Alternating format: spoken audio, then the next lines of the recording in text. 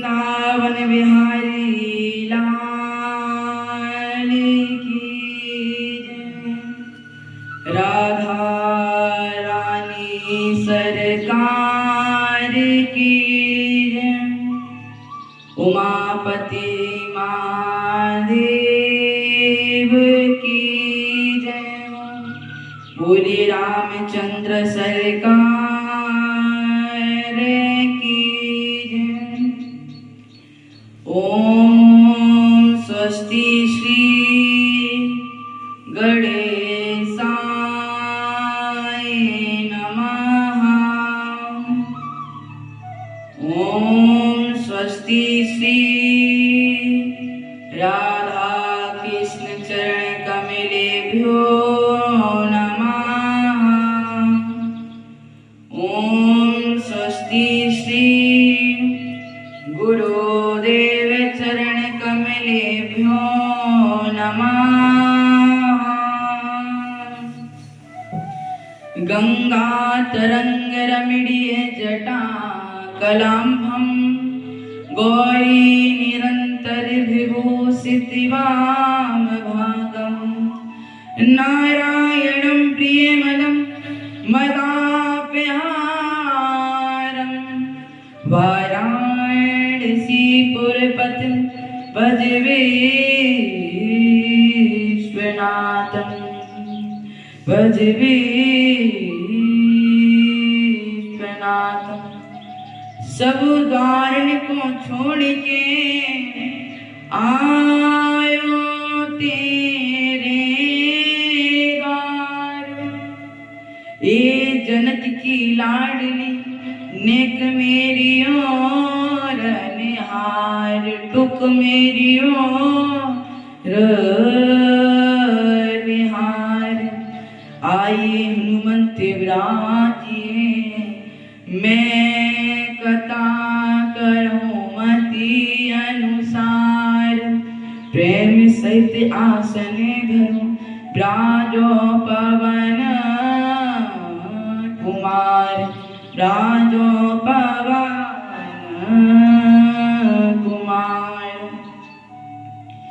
अपने अपने घरन की सबका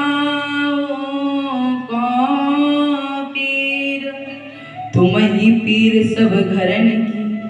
धान्य धान्य रघुवीर धान्य धान्य रघुवीर। रामाय रामभद्राय रामचंद्राय वेद से। रघुनाथाय नाथाय सीताय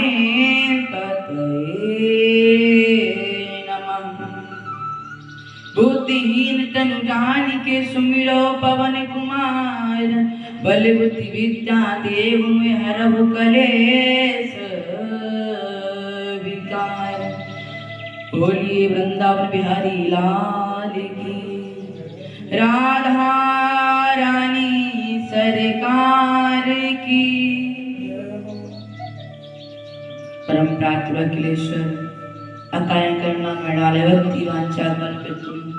पीताम्बरधारी भगवान श्री राघवेंद्र सरकार के श्री रामचंद्र के पावन चरणों में दास का कोटि कोटि प्रणाम। और मैया सीता मैया जानकी के श्री चरणों में दास का कोटि कोटि प्रणाम। और प्यारे भक्तों जितने भक्तजन बैठे हुए हैं विराजमान हैं हम सभी के पावन चरणों में दास का कोटि कोटि प्रणाम प्रेम भरा। नमः पार्वती पते हर हर महादेव। आइए भगवान के मंगल में पाप में श्री देवी दुर्लभ श्री राम कथा को श्रवण करेंगे। रामचरितमानस एक बड़ा सुंदर विषय है। रामचरितमानस का वर्णन बस कोई नहीं कर सकता, क्योंकि रामचरितमानस जो है यह जो रामचरितमानस है इसको श्रवण करने से व्यक्ति पाप मुक्त हो जाता है और वैकुंठ का प्राप्त करता है। कहते हैं कि राम कथा सुंदर कर राम कथा सुंदर करतारी, संशय वियोग उड़ावने हारी। राम कथा कहते हैं तुलसीदास जी कि राम कथा सुंदर करता है, संशय विहग उड़ावन हारी। जो व्यक्ति राम कथा श्रवण करता है, भगवान के भजन में, प्रभु श्री राम की कथा में जो ताली बजाता है, नृत्य करता है, कहते हैं कि संशय विहग, उसके जितने संशय होते हैं वह सारे खत्म हो जाते हैं। क्योंकि जो राम कथा है एक साधारण कथा नहीं है, ये कथा एक ऐसी है जिसे हमारा जो जीव है, मनुष्य है, उसे जीने कला आ जाती, किस प्रकार जीना चाहिए।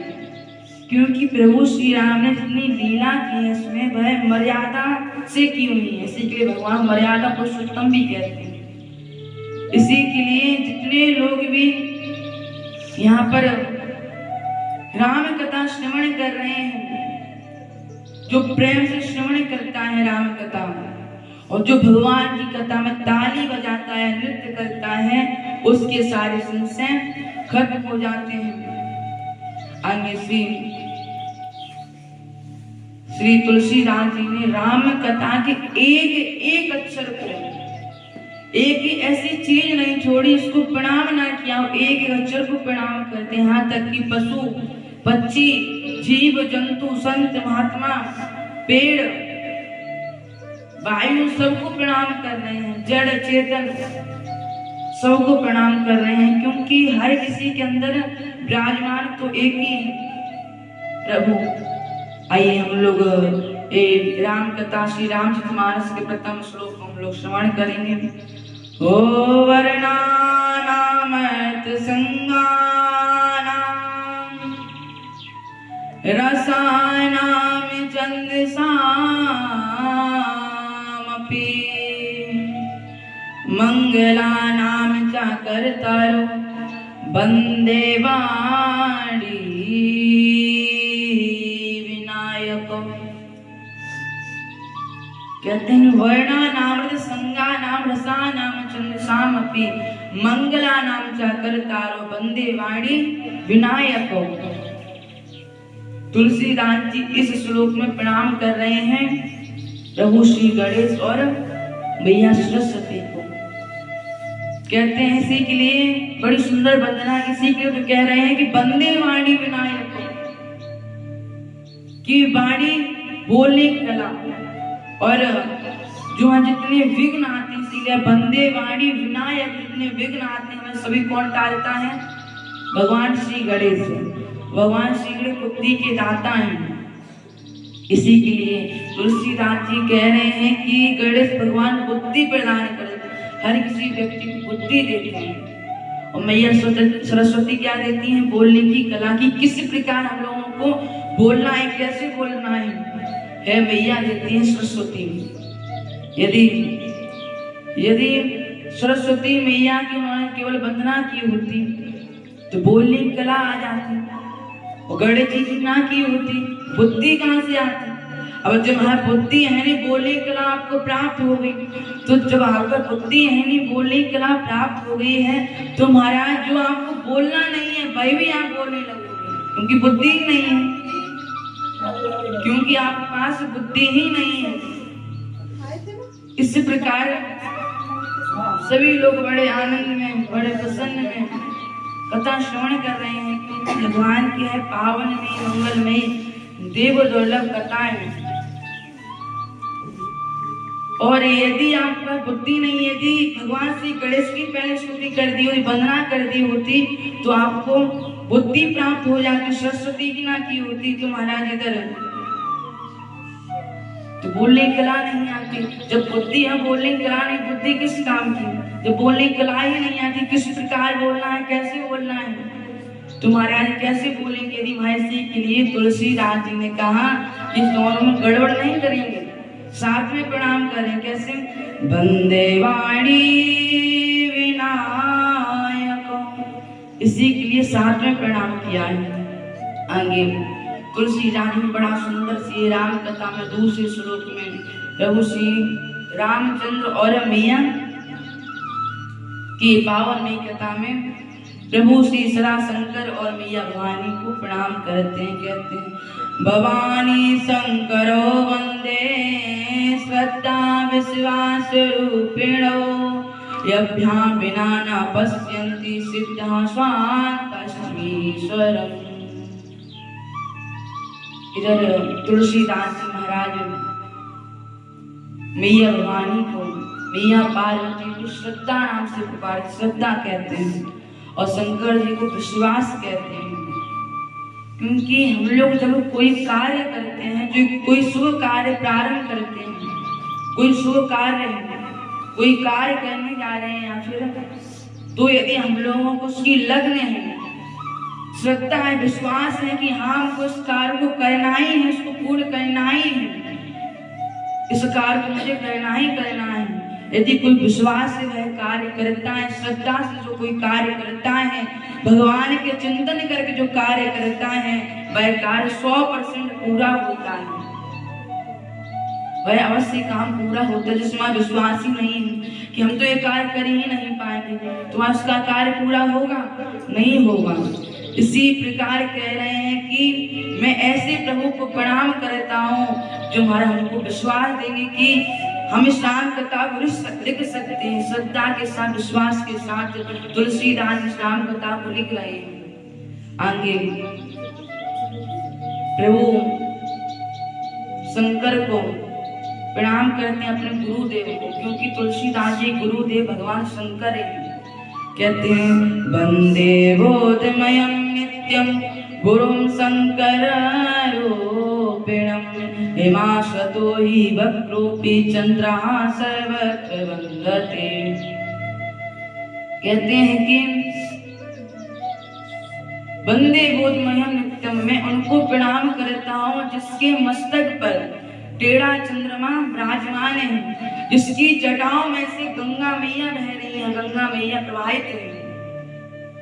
जो महाराज ऐसे में भगवान शंकर को अपने गुरु स्वरूप में प्रणाम करता हूँ और कहते हैं कि एक टेढ़ा चंद्रमा होकर भी भगवान शंकर के मस्तक पर विराजमान है, तो वह पूजनीय हो गया है, तो वह पूजनीय। यदि महाराज, यदि कोई भक्त चाहे उसके हाथ ना हो, चाहे पैर ना हो, चाहे आंख ना हो, चाहे बोल ना पाता हो, यदि वह भगवान का भक्त है, यदि भगवान की सेवा करता है, भगवान कथा श्रवण करता है, भगवान की भक्ति में लगा है, तो प्यारे भक्तों वह हम सबके लिए, इस संसार के लिए पूजनीय हो जाता है। इस प्रकार से वो टेढ़ा चंद्रमा भगवान के मस्तक पर विराजमान, तो वह पूजनीय हो गया है। उसी प्रकार जो भगवान का भक्त है वह संसार के लिए पूजनीय हो जाता है। आगे मेरे प्रभु सीताराम को प्रणाम करते हैं। कहते हैं सीताराम गुणगाम पुण्यरण्य विहारिणो वंदे विशुद्ध विज्ञान कपीश्वरो। गोस्वामी तुलसीदास जी कहते हैं कि मैं ऐसे प्रभु सीताराम को प्रणाम करता हूँ जो हर किसी के हृदय में विराजमान है। जो सीताराम पशु पक्षी जड़ चेतन सबके अंदर विराजमान है, हमारे और आपके अंदर विराजमान है, ऐसे प्रभु को मैं बारंबार प्रणाम करता हूँ। क्योंकि जो गोस्वामी तुलसीदास जी महाराज में हर किसी को प्रणाम कर रहे हैं, क्योंकि किसके लिए प्रणाम कर रहे हैं? कहते हैं कि तुलसीदास जी कह रहे हैं कि हर किसी के अंदर प्रभु श्री राम विराजमान है। सिया राम ने सब जानी करहु प्रणाम जोरी जुग पानी, कि सबके अंदर सिया राम विराजमान है, सीताराम विराजमान है, इसके लिए मैं सबको प्रणाम करता हूँ। इस प्रकार महाराज सबको प्रणाम किया, हनुमान जी को प्रणाम किया, और महाराज जो है कथा उन्होंने लिखी है रामचरितमानस। महाराज इस जगत हित के लिए लिखी, इस जगत के कल्याण के लिए लिखे हैं कि जो व्यक्ति इसको श्रवण करेगा उसका कल्याण हो, मोक्ष की प्राप्ति हो, भगवान को प्राप्त करे।